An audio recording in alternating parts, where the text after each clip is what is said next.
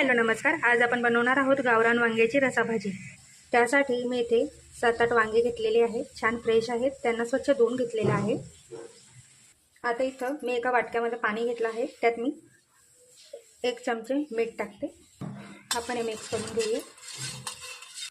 आता इथे मी वांगे घेतलं आहे, त्याचा मागचा देठ आपण थोडासा कापून घेऊया।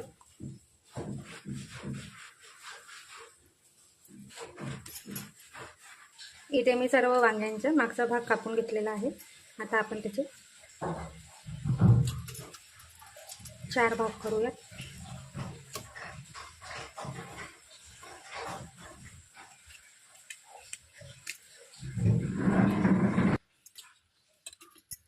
अशा पद्धतीने आपल्याला सगळे वांगे कापून घ्यायचे आहेत।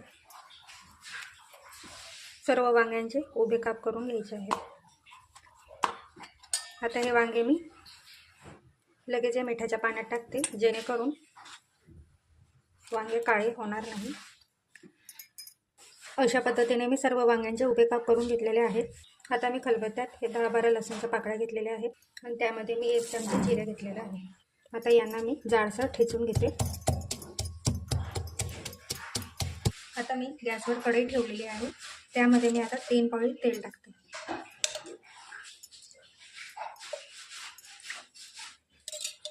आता त्यामध्ये मी हा ठेचलेला लसूण टाकते।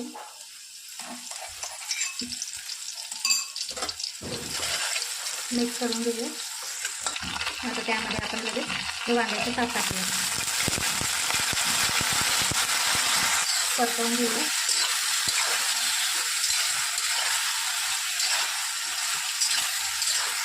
आता यामध्ये मी थोडी हळद टाकते, त्यासोबतच स्वादानुसार मीठ टाकूया। मिक्स करून घेऊया।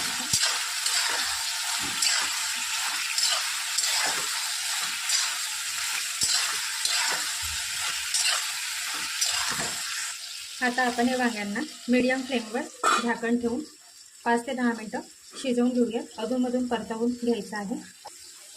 आता मी इथे थोडे भाजलेले शेंगदाणे घेतलेले आहेत, त्यांचे साल काढून घेतलेले आहे, ते मिक्सरच्या जारमध्ये टाकून घेते। यांना मी आता जाडसर वाटून घेते।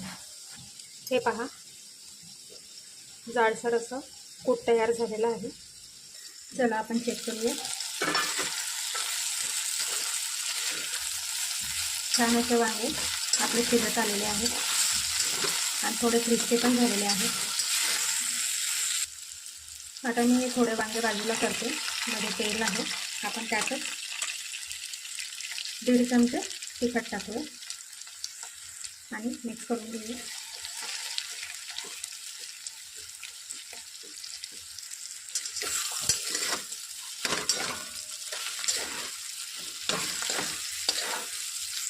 आता त्यामध्ये मी 1.5 ग्लास पाणी टाकते। यात मी थोडं मीठ टाकते, आपण सुरुवातीला टाकलेलं होतं त्यानुसारच आपल्याला मीठ टाकायचं आहे।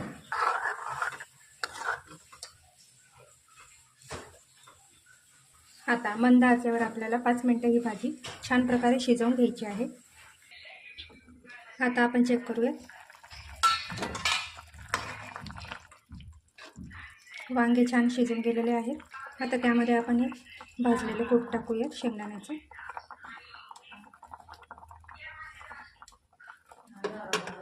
मिक्स करून घेऊया। हा छान असा रसा तयार झालेला आहे। आता मी गॅस बंद करते। तयार आहे वांग्याची रसाभाजी, घरी नक्की ट्राय करा।